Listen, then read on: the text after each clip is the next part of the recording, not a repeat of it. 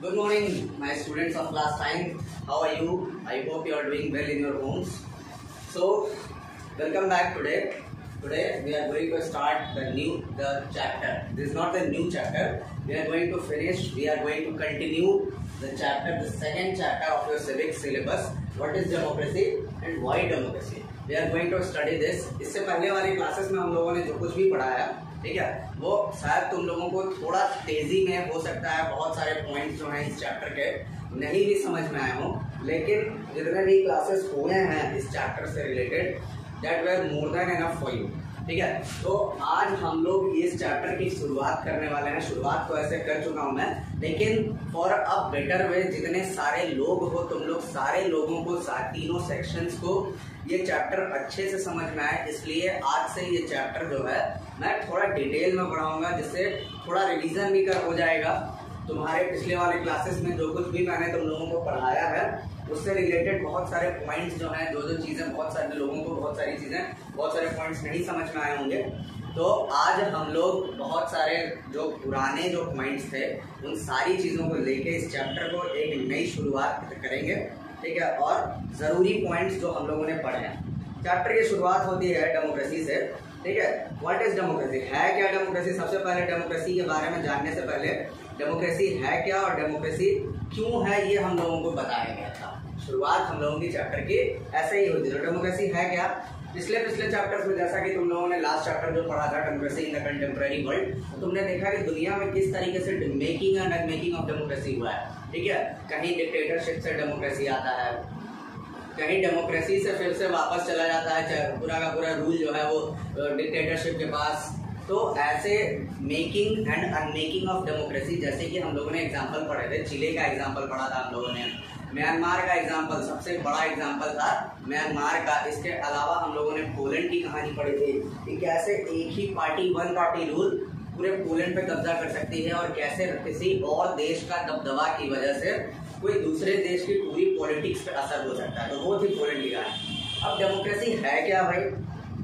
Democracy को जानना इतना जरूरी क्यों है? डेमोक्रेसी का मतलब, जैसा कि तुम लोग जानते हो, डेमोक्रेसी का मतलब होता है लोकतंत्र, ठीक है, लोगों का तंत्र, ठीक है। आप और हम जो सिस्टम, तंत्र का मतलब सिस्टम और लोग का मतलब पीपल, तो लोगों का तंत्र, आप और हम मिलके जो सिस्टम चलाते हैं, आप तो नहीं, आप अभी वोट नहीं दे सकते हैं, तो उसको ही कहते हैं हम लोग, उसी सिस्टम को कहते हैं हम लोग डेमोक्रेसी। तो डेमोक्रेसी है क्या? हम लोग आगे बढ़, सिंपल डेफिनेशन क्या है भाई डेमोक्रेसी का? आगे बढ़ते हैं हम लोग। एक डिस्कशन हो रहा था तुम्हारे बुक में, ठीक है। डिस्कशन के बारे में हम लोगों ने डिस्कस किया था, मैरी और मैडम लिंडो का डिस्कशन, ठीक है। उसमें डेमोक्रेसी के बारे में बताया गया था। तो पूरा का पूरा डिस्कशन आप पढ़ेंगे, ये हम लोग डिस्कस कर चुके हैं, तो पूरा का पूरा डिस्कशन आप पढ़ेंगे तो आपको जो सिंपल डेफिनेशन डेमोक्रेसी के बारे में समझ में आएगा। तो पूरी दुनिया में making and unmaking of democracy जो होता आया है उसके according, democracy is a form of government in which the rulers are elected by the people, ठीक है। सिंपल डेफिनेशन क्या है भाई democracy? Democracy is a form of government in which rulers are elected by the people। Democracy एक government का तरीका है जिसमें जो रूलर्स होते हैं वो किसके द्वारा इलेक्ट किए जाते हैं?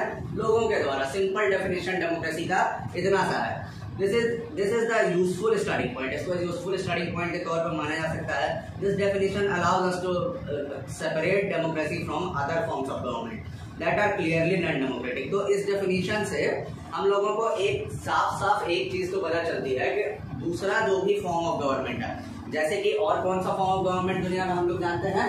डिक्टेटरशिप जानते हैं हम लोग, डिक्टेटरशिप, मोनार्की जानते हैं हम लोग,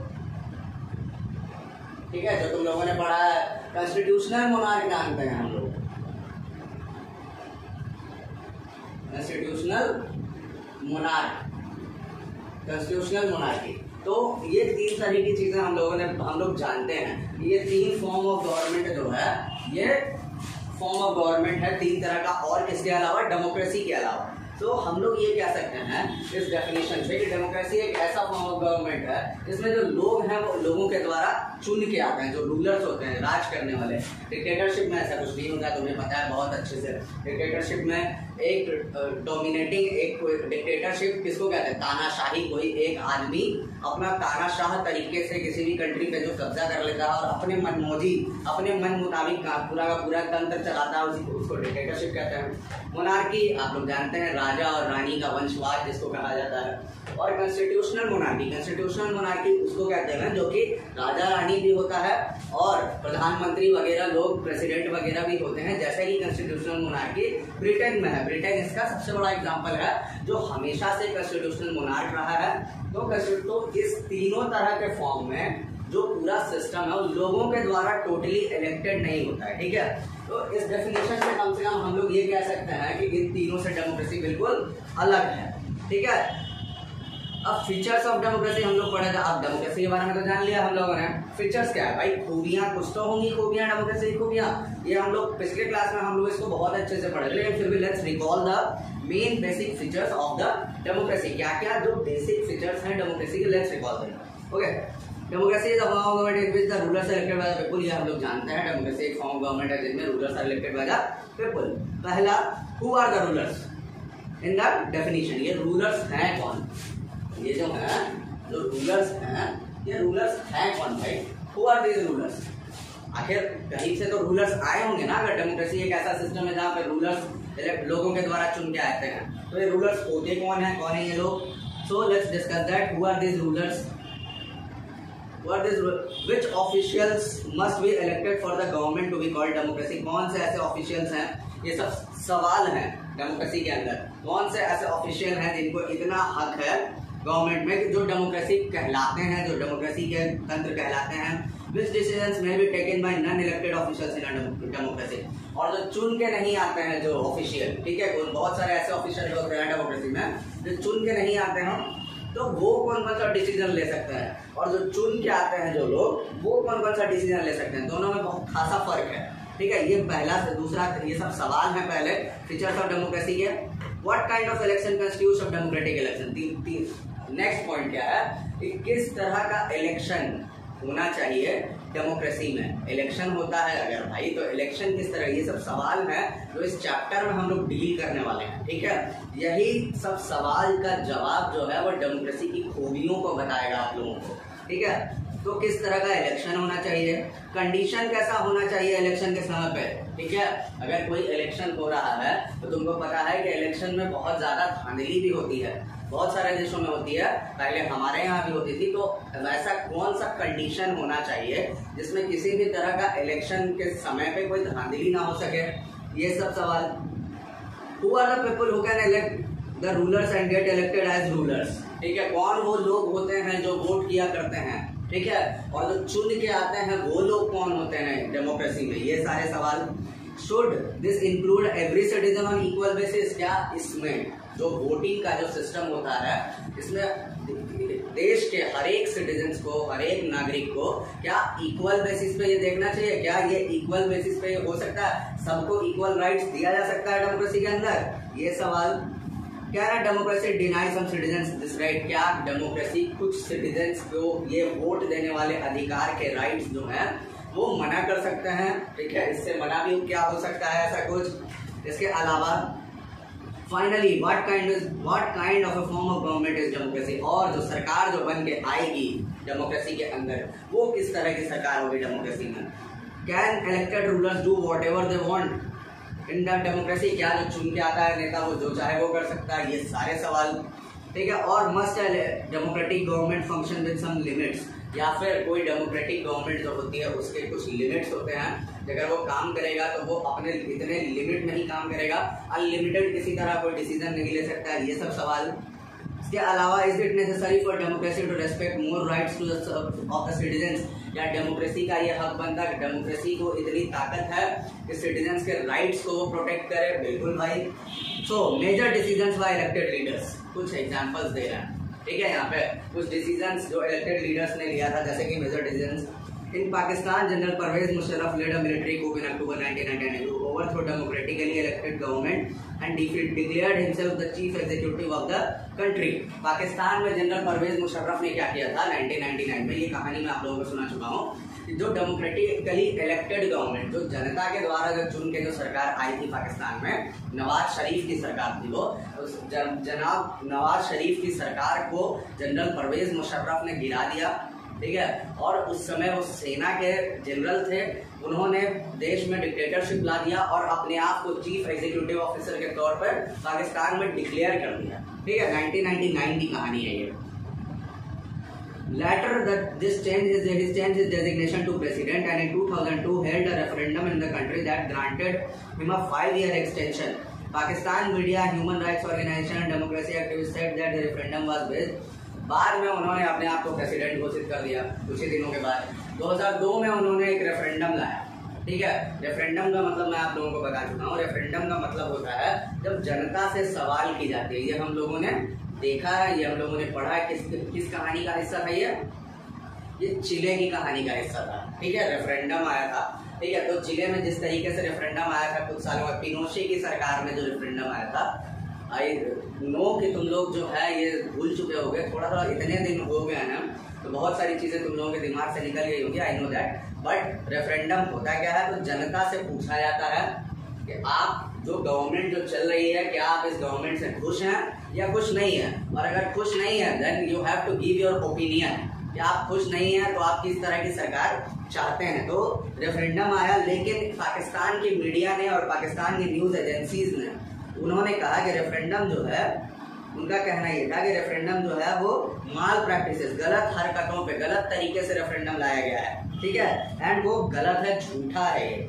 In August 2002, he issued a legal framework order that amended the Constitution of Pakistan. According to this order, the Pakistan even dismissed the national and provincial assemblies.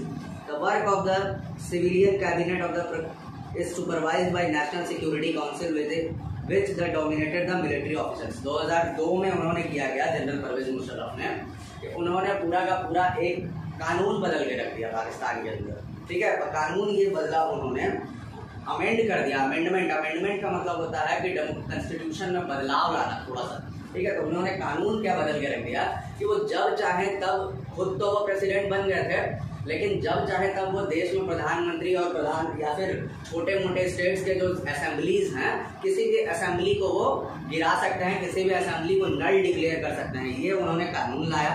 Military officers पूरे के पूरे general Pervez Musharraf के हाथ में थे। सो पाकिस्तान उसके बाद हुआ गया, after passing this law elections were held to the national provincial assembly. इस कानून को पास करने के बाद नेशनल असेंबली और प्रोविंशियल असेंबली, स्टेट्स वगैरह में इलेक्शंस हुए, ठीक है। इलेक्शंस हुआ और so Pakistan has had elections, elected representatives have some powers, but the final power vested in the military officers and general Pervez Musharraf, ठीक है। तो पाकिस्तान में इलेक्शन हुआ और इलेक्शन होने के बाद जो लोग चुन के आए वो सारे के सारे लोग, वो जनरल परवेज मुशर्रफ और पाकिस्तान आर्मी के कंट्रोल से ही चलने लगा। पूरा का पूरा पाकिस्तान का माहौल अब किसके हाथ में था 2002 और 2003 तक, वो जनरल परवेज मुशर्रफ के हाथ में चला गया था। वो टोटली वो एक डेमोक्रेसी को अपने तरीके से चला रहा था। ये कहानी है। Clearly there are many reasons, कहानी नहीं मतलब एक्चुअली ये सच्चाई है, ठीक है। इसको कहानी की तरफ बताया जा रहा है आप लोगों को। Clearly there are many reasons why Pakistan and Pervez Musharraf should not be called a democracy. हम लोग कह सकते हैं पाकिस्तान डेमोक्रेसी इस तरीके से नहीं था। तो ये सारा का सारा चीज finally, not quiet people may have elected their representatives in national provincial assemblies, but those elected representatives not really rulers, they cannot be take the final decision. The power to take the decision rested with the army officials and with the Pervez Musharraf, ठीक है। लोग चुन के आए तो थे वहां पे, प्रोविंशियल इलेक्शन भी हुआ था, सेंट्रल इलेक्शन भी हुआ था, तो लोग चुन के वहां पे आए तो थे, लेकिन वो लोग जो चुन के आए थे वो खुद से कोई डिसीजन लेने में भी सक्षम नहीं था। तो देश के अंदर किसी भी तरह का कोई भी डिसीजन जो हो रहा था वो कौन लेता था, या तो पाकिस्तान की आर्मी या फिर general Pervez Musharraf. This happens in many dictatorship and monarchies. They formally elect a parliament and government, but the real power is one with one elected. In a few countries, the real power was with the external powers and not with the locally elected representatives. This cannot be called people's rule. बहुत सारे ऐसे जगह पे ऐसा होता है, monarchy में भी ऐसा होता है कि गवर्नमेंट तो बन जाती है लोगों के द्वारा चुन के जो आती है गवर्नमेंट, लेकिन उस गवर्नमेंट के अंदर जो फाइनल डिसीजन मेकिंग होता है वो उस मोनार्की के हाथ में ही होता है। जैसा कि हम लोगों ने पाकिस्तान की कहानी में जनरल परवेज मुशर्रफ वाले कहानी में देखा कि जो फाइनल डिसीजन मेकिंग है पाकिस्तान के अंदर वो किसके हाथ में है भाई, जनरल परवेज मुशर्रफ के हाथ में। मोनार्की या फिर ऐसा वाला डिक्टेटरशिप, इन सारी चीजों में ऐसा ही होता है। Free and fair electoral competition next topic था हम लोगों का, कि साफ सुथरा चुनाव हो, ठीक है। इलेक्टोरल कंपटीशन का मतलब होता है कि चुनाव, साफ सुथरा चुनाव, फ्री एंड फेयर, एक तो किसी तरह कोई रोक टोक ना हो, किसी तरह कोई दबाव ना हो किसी की पार्टी का, किसी भी इंसान का, वो होता है। इसका भी एक कहानी है भाई, इसके पीछे भी एक कहानी दे रहे हैं। China elections are regularly held after every 5 years for electing the country's parliament called Quanguo Renmin दलातो, जिसका नाम है पीपुल्स नेशनल कांग्रेस भी कहा जाता है।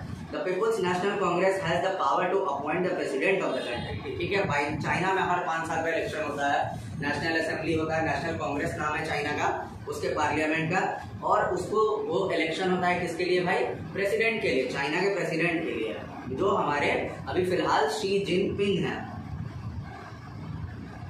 It is nearly 3,000 members elected from all over the China. Some members are elected by the army. कुल मिला जुला के चाइना के अंदर जो लोग चुने जाते हैं वो 3,000 लोग चुने जाते हैं, और कुछ लोग उनमें से आर्मी के द्वारा भी चुने जाते हैं, ठीक है। Some members elected before contesting elections, a candidate needs the approval for the Chinese Communist Party.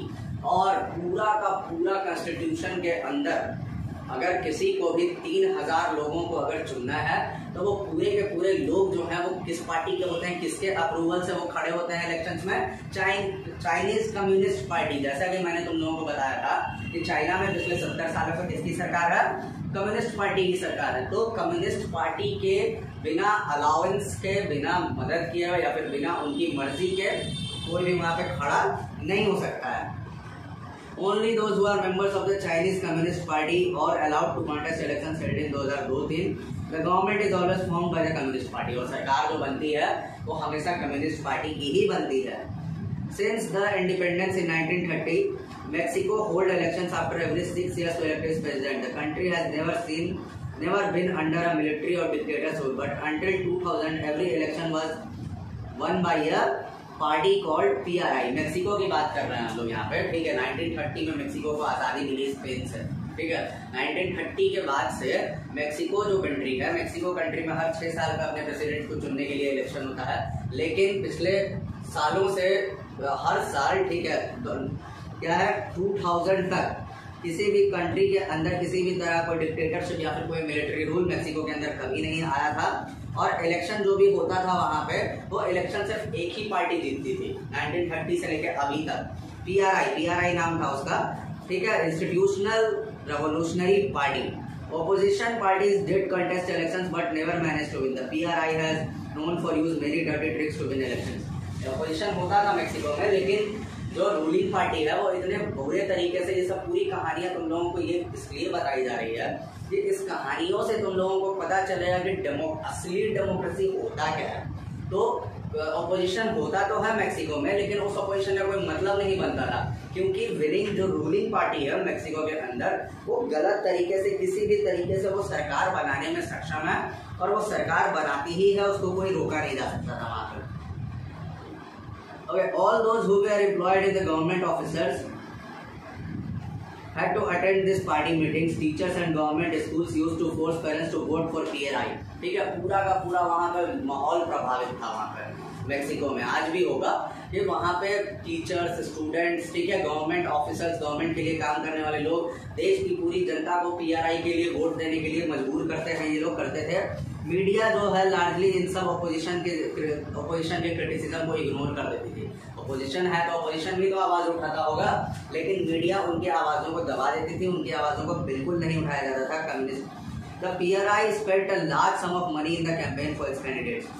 PRI जो है, PRI पार्टी जो थी वो बहुत सारे पैसे खर्च करती थी अपने कैंडिडेट्स के इलेक्शन के कैंपेनिंग में, ठीक है। इलेक्शन कैंपेन होता था तो बहुत सारे पैसे खर्च करती थी PRI पार्टी। तो क्या हम लोग कह सकते हैं कि ये सही तरीका है इलेक्शन का? जैसे हम लोग चाइना की कहानी पढ़े, जैसे हम लोगों ने अभी मेक्सिको की कहानी पढ़ी, तो इन दोनों कहानियों से हम लोगों को लगता, क्या तुम लोगों को ऐसा लगता है कि आप ये फ्री एंड फेयर इलेक्शन है? नहीं, बिल्कुल नहीं। अगर किसी डेमोक्रेसी में अगर इलेक्शन हो रहा है तो इलेक्शंस में हर पार्टी को, चाइना का अगर हम लोग एग्जाम्पल लें तो हर पार्टी को बराबर हक मिलना चाहिए सरकार बनाने का, ठीक है, और सरकार बदलने का। किसी भी तरह का ऐसा ना हो कि सरकार जो है वो हमेशा एक ही तरह की बनी रहे, पूरे के पूरे गवर्नमेंट में एक ही पार्टी 70 साल से रूल कर रही है। नहीं, ऐसा नहीं हो सकता है, ठीक है। सरकार जो है वो बदलनी चाहिए। और एक और चीज, मेक्सिको के अगर देखें हम लोग मेक्सिको की कहानी, तो मेक्सिको की कहानी से हम लोगों को ये समझ में आया इस कोई भी कैंडिडेट जो इलेक्शंस में खड़े होते हैं उन कैंडिडेट्स को बराबर हक मिलना चाहिए, ठीक है। ऐसा नहीं है कि एक कैंडिडेट के पास इतना पैसा है कि वो जितना पैसा हो सके मैनिपुलेशन पावर में पैसा पूरा खर्च करे अपना, ठीक है। हर कैंडिडेट को इलेक्शंस में बराबर का उनको हक मिलना चाहिए, ठीक है। ये सबसे बड़ा बात होता है इलेक्शन के पीछे का, जिसमें हर किसी को अगर बराबर हक मिलता है तभी वो केवल फ्री एंड फेयर इलेक्शन कहलाता है। चाहे वो कोई सर्टेन पॉलिटिकल पार्टी हो या फिर कोई सर्टेन पर्सन हो, कोई कैंडिडेट हो, या फिर कोई निर्दलीय भी, निर्दलीय कहते हैं जो अकेला खड़ा होता है बिना कोई पार्टी बनाए, ठीक है, उन लोगों को हम लोग निर्दलीय कहते हैं। तो अगर कोई निर्दलीय भी खड़ा हो जाता है तो उसको भी इतना हक मिलना चाहिए कि किसी भी तरीके से उनको कोई दबा ना सके, हर किसी को बराबर का हक मिलना चाहिए। So a democracy must be based on free and fair election where those currently in power have a fair chance of winning. So इसलिए हम लोग कह सकते हैं कि a democracy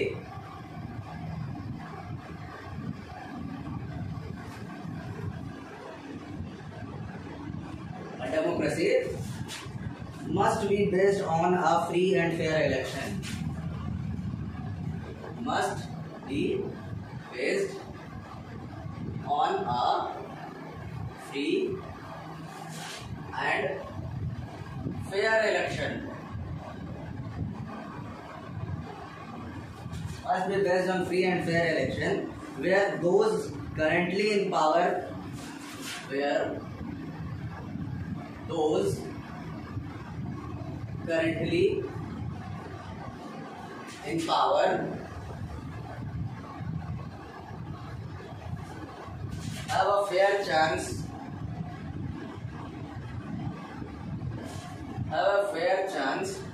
of losing. So democracy का दूसरा सबसे बड़ा जो फीचर्स हम लोग कह सकते हैं वो यही है कि एक डेमोक्रेसी इस तरीके पे बेस्ड होना चाहिए, फ्री एंड फेयर इलेक्शन पे, जहां पे जो करंटली सत्ता में है, जो पावर में है, उसको भी बराबर हक होना चाहिए हारने का। ऐसा नहीं है कि हारने का जिम्मा सिर्फ और सिर्फ अपोजिशन पार्टी ने उठा रखा है। अगर कोई जो भी रूलिंग पार्टी है, रूलिंग पार्टी को भी सत्ता में इतना हक होना चाहिए कि वो हारे। ये है फ्री एंड फेयर इलेक्शन का motto. Okay, 1 minute please.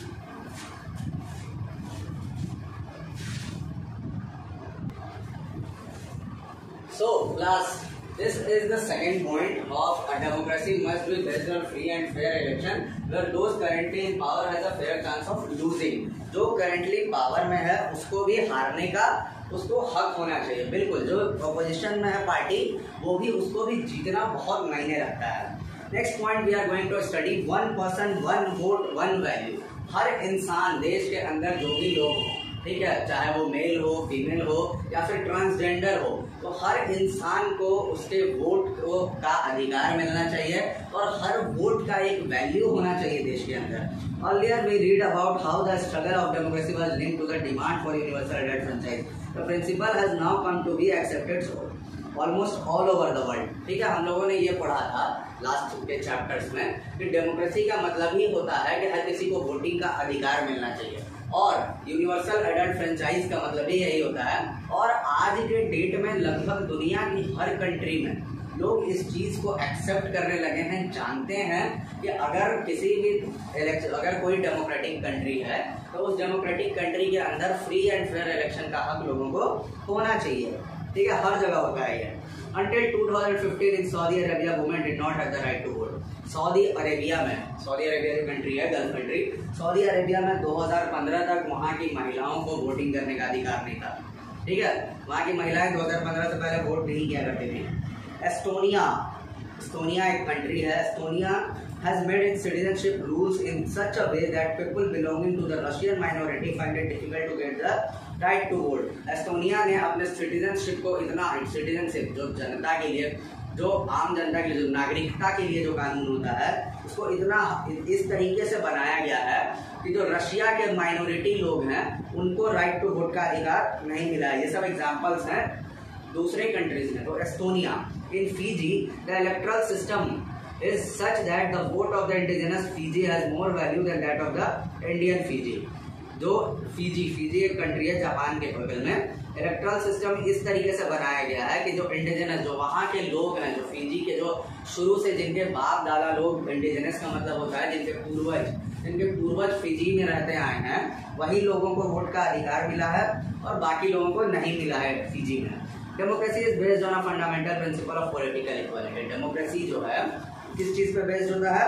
Fundamental principle of political equality की एक बेसिक सी चीज है कि पॉलिटिकल, राजनीतिक, आप सबको बराबर तरीके से देखें। ठीक है, अगर आप किसी भी तरह के एक कैटेगरी अगर आपने सेट किया है, जैसे कि यूनिवर्सल एडेड फ्रेंचाइज का क्या कैटेगरी है कि जो भी लोग 18 साल या 18 साल से ऊपर के होंगे वो वोट कर सकते हैं, तो हर वो लोग जो 18 साल से ऊपर के हैं उन लोगों को पॉलिटिकली इतनी राइट्स मिलनी चाहिए, इतनी इक्वालिटी मिलनी चाहिए, हर इंसान को बराबर का हक मिलना चाहिए। That gives us the third feature of democracy. और इससे हम लोगों को थर्ड फीचर मिलता है डेमोक्रेसी का। क्या भाई? In a democracy each adult citizen must have one vote and each vote must have one value. ठीक है, एक डेमोक्रेसी के अंदर, in a democracy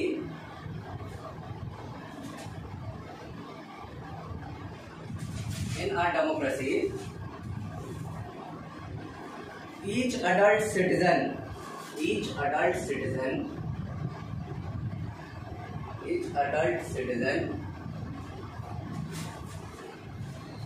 must have one vote and each vote must have one vote and each vote must have one value.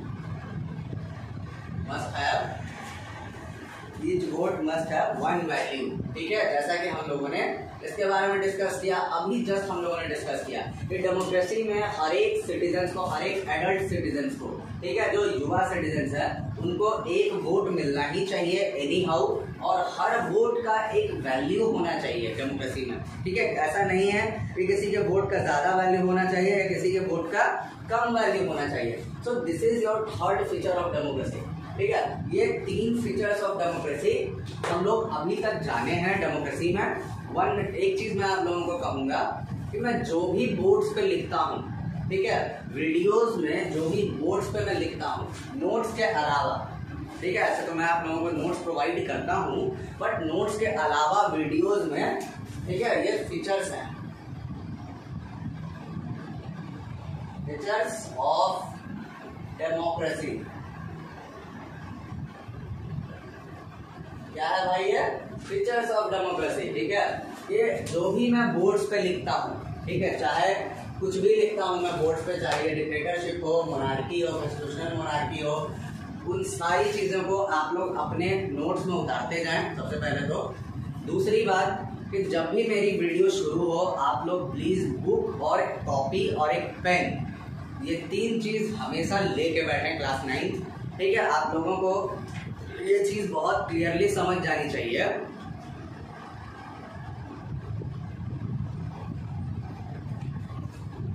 आप लोगों को एक चीज बहुत क्लियरली समझ जानी चाहिए कि पढ़ाते समय जैसे ही मेरी वीडियो की शुरुआत हो, you have to take your books, the chapter and the page that we are going to study. वो पेज, कॉपी, पेन, ये सब चीजें, और जो भी मैं बोर्ड पे लिखवाता हूँ, ठीक है, आप वीडियो पॉज करके उस सब सारी चीजों को कम से कम देख लिया कीजिए, लिख लिया कीजिए, और कॉपी में ये सारी चीजें नोट डाउन होनी चाहिए। ठीक है, जो भी मैं बोर्ड्स पे लिखवाता हूँ। सो आज हम लोग डेमोक्रेसी के बारे में इतना ही पढ़ेंगे।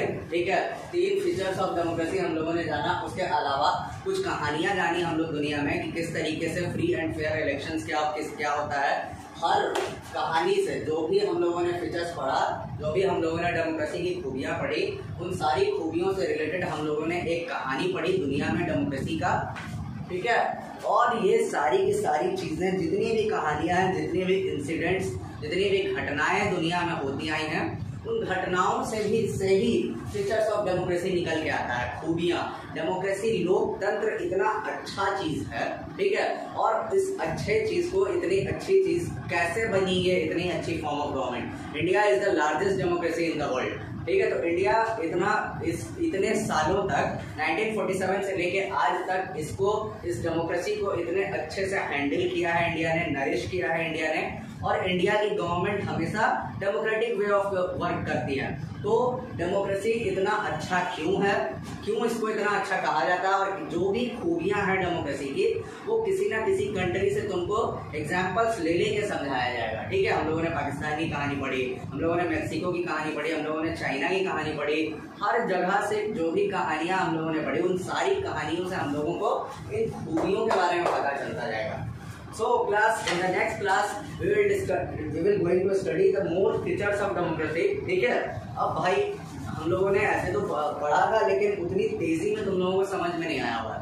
So ये सब फीचर्स हम लोग पढ़ेंगे, खूबियां, मेरिट्स पढ़ेंगे हम लोग। एक्चुअली ये मेरिट्स हैं, डेमोक्रेसी कितनी अच्छी है, क्या क्या उसमें अच्छी अच्छी चीजें हैं, ठीक है। तो अब उसके बाद वाले पॉइंट्स जो होंगे वो डिमेरिट्स होगा। जैसा कि हम लोग जानते हैं कि कोई भी अच्छी चीज जो होती है वो उसके पीछे कुछ ना कुछ राज होता है। तो डेमोक्रेसी में कुछ कुछ गलतियां भी होंगी, कुछ खोट भी होगा, उसी को हम लोग डिमेरिट्स कहते हैं। तो उसको हम लोग इसके और खूबी, 3 खूबियां और हैं। और डिमेरिट्स, हम लोग डिमेरिट्स भी पढ़ेंगे कि डेमोक्रेसी में और क्या क्या डिमेरिट्स हैं। We will study those points in your next class.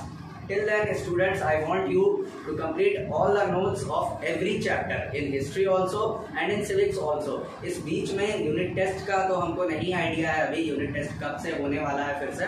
So unit test अगर होता है तो ठीक है, तुम यूनिट टेस्ट करना, यूनिट टेस्ट देना। और अगर यूनिट टेस्ट अभी पोस्टपोन जैसा कि हो गया है, तो जब भी होगा आप हिस्ट्री के नोट्स जो भी मैं प्रोवाइड करते जा रहा हूँ, जो भी मैं पढ़ाते जा रहा हूँ, हिस्ट्री के नोट्स आप कंप्लीट करते जाएंगे। बोर्ड्स पे जो भी लिखे हुए हैं, बोर्ड्स पे हर एक चीज अच्छे से आप उतारेंगे, हर एक पॉइंट, ठीक है। उसके अलावा जो नोट्स मैं प्रोवाइड करूंगा उसको भी आप लोग क्लियरली कॉपी में उतारेंगे। चैप्टर खत्म हो जाएगा, उसके बाद हम लोग एक एक क्वेश्चन डील करेंगे चैप्टर का। तो इस तरीके से we will finish the second chapter and all the chapters of your syllabus. I hope you are doing well. ठीक से रहें, class 9th A B C आप लोग अच्छे से रहें, घर में रहें, सेफ रहें, ठीक है। बाहर निकलने तो वैसे भी आप लोग बाहर निकलते नहीं होंगे, ठीक है। जो अगर निकलते भी होंगे तो प्लीज सेफ रहें, ठीक है। मास्क का यूज करें रेगुलर, और रेगुलर हाथ को सैनिटाइज कर दें। ये सब चीजें तो आप लोग सुनते ही होंगे आसपास में, बट फिर भी मैं दोहरा दे रहा हूँ। तो ठीक से रहें, सुरक्षित रहें। आई होप हम लोग जल्दी मिलें, और ये जो क्लास जो ऑनलाइन है इसको ऑफलाइन में हम लोग बदलें और सामने पढ़ें, ज्यादा मजा आएगा। So class till then, thank you so much.